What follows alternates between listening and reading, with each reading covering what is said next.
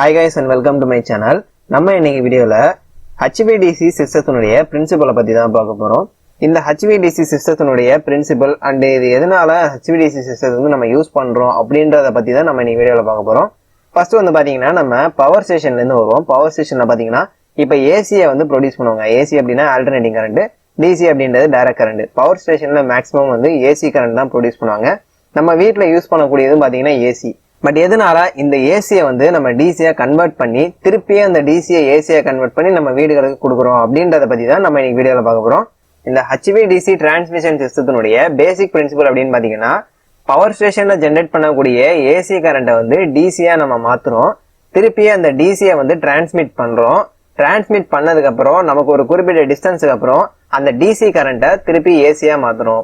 Asia மாத்திட்டு நம்ம வீடுகளுக்கு இந்த மாதிரி இண்டஸ்ட்ரீஸ்க்கு இதுக்கெல்லாம் வந்து நம்ம டிஸ்ட்ரிபியூட் பண்றோம். இதுதான் பாத்தீங்கன்னா இந்த HVDC சிஸ்டத்தினுடைய ஒரு பேசிக் பிரின்சிபிள். ஸ்டார்டிங் ஸ்டேஜ்ல பாத்தீங்கன்னா ஏசி கரண்ட்டை தான் வந்து ஜென்ரேட் பண்ணிட்டு அதே டிரான்ஸ்மிட் பண்ணிட்டு அதே டிஸ்ட்ரிபியூட்டும் பண்ணிட்டு இருந்தாங்க. இந்த டிசி வந்து எப்பல இருந்து டிரான்ஸ்மிட் பண்ண ஆரம்பிச்சாங்க அப்படின்னா தைரட்டான் அப்படின்ற இந்த ஒரு பொருள் வந்து கண்டுபிடிச்சதுக்கு அப்புறம். இந்த தைரட்டான் இன்வெர்டர் அப்படின்றது பாத்தீங்கன்னா ஒரு கிளாஸ் போன்ற அமைப்புல இருக்கும்.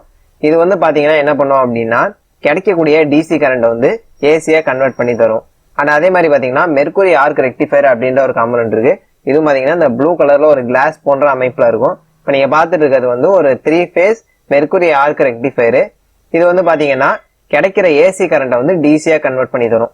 ஸோ இந்த ரெண்டு திங்ஸும் கண்டுபிடிச்சதுக்கு அப்புறமா தான் பாத்தீங்கன்னா இந்த HVDC சிஸ்டம் அப்படின்றதே கொண்டு வந்தாங்க.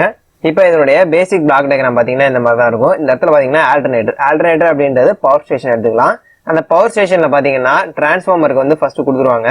இந்த டிரான்ஸ்ஃபார்மர் என்ன பண்ணும் அப்படின்னா ஃபர்ஸ்ட் வந்து இனிஷியலா கிடைக்கக்கூடிய வோல்டேஜ் வந்து ஸ்டெப் அப் பண்ணும். ஏன்னா நம்ம இப்ப ஹை வோல்டேஜ் கரண்ட்டை தான் வந்து டிரான்ஸ்மிட் பண்றோம். இப்போ இனிஷியலா ஸ்டெப் அப் பண்ணதுக்கு அப்புறமா பாத்தீங்கன்னா இந்த இடத்துல வந்துட்டு மெர்குரி ஆர்க் ரெக்டிஃபயர் வந்து இருக்கு. இந்த மெர்குரி ஆர்க் ரெக்டிஃபயர் வந்து என்ன பண்ணுது அப்படின்னா கிடைக்கக்கூடிய இந்த ஏசி கரண்ட்டை வந்து டிசியா கன்வெர்ட் பண்ணுது. ஸோ இந்த ஹை வோல்டேஜ் டிரான்ஸ்மிஷன் லைன்ல பாத்தீங்கன்னா இப்போதைக்கு டிசி கரண்ட் தான் போயிட்டு இருக்குது.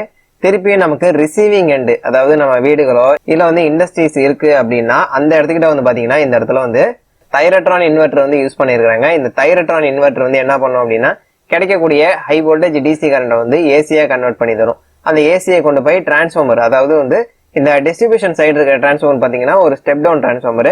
இந்த ஸ்டெப் டவுன் டிரான்ஸ்ஃபார்மர்ல கொடுத்து வோல்டேஜை கம்மி பண்ணி நம்மளுடைய ரிசீவிங் எண்ட்ல வந்து கொடுப்பாங்க. ஸோ இப்படிதான் பாத்தீங்கன்னா இதனுடைய பிரின்சிபல் வந்து நடந்துகிட்டு இருக்கு. அதெல்லாம் இருக்கட்டும். இப்போ உங்களுக்கு கேள்வி ஒண்ணு வரும், நம்ம எதனால இப்ப ஏசியை வந்து டிசியா கன்வெர்ட் பண்ணி திருப்பி அந்த டிசியை ஏசியா கன்வெர்ட் பண்ணி கொடுக்குறோம்? இதுக்கு டைரக்டா நம்ம ஏசியவே டிரான்ஸ்மிட் பண்ணிட்டு போயிடலாமே, எதுக்கு இந்த டிசி அப்படின்றது இடையில வருது அப்படின்றது உங்களுக்கு ஒரு கொஸ்டின் வந்து ரைஸ் ஆகும். இதற்கான விட என்ன அப்படின்னு பாத்தீங்கன்னா ஏசியில வந்து ஏகப்பட்ட லாசஸ் வந்து இருக்கு. இப்போ உதாரணத்துக்கு பாத்தீங்கன்னா skin effect, copper loss, corona effect அப்படின்னு சொல்லி ஏகப்பட்ட லாசஸ் வந்து இருக்கு ஏசியில. அதுவும் இல்லாம இப்ப நீங்க ஏசியை வந்து டிரான்ஸ்மிட் பண்ணோம் அப்படின்னா இடையில வந்து பாத்தீங்கன்னா டிரான்ஸ்ஃபார்மர் அப்படின்றது தேவைப்படும். பட் டிசியை நீங்க டிரான்ஸ்மிட் பண்ணோம் அப்படின்னா டிரான்ஸ்ஃபார்மர் வந்து தேவைப்படாது. அண்ட் அதுக்கப்புறம் பாத்தீங்கன்னா ஏசியில வந்து நம்பர் ஆஃப் கண்டக்டர்ஸ் வந்து ரொம்ப அதிகம். இப்ப நீங்க ஒரு 3 phase சப்ளை வந்து நீங்க டிரான்ஸ்மிட் பண்றீங்க அப்படின்னு வச்சுக்கோங்க, உங்களுக்கு வந்து பாத்தீங்கன்னா மினிமமா 3 கண்டக்டர் வந்து தேவைப்படும். இப்ப இதே டிசி அப்படின்னு பாத்தீங்கன்னா நமக்கு 2 கண்டக்டர் தான். ஒன்னு வந்து பாத்தீங்கன்னா பாசிட்டிவ், இன்னொன்னு நெகட்டிவ். அதனால பாத்தீங்கன்னா நம்பர் ஆஃப் கண்டக்டர்ஸ் வந்து நம்மளால குறைக்க முடியுது.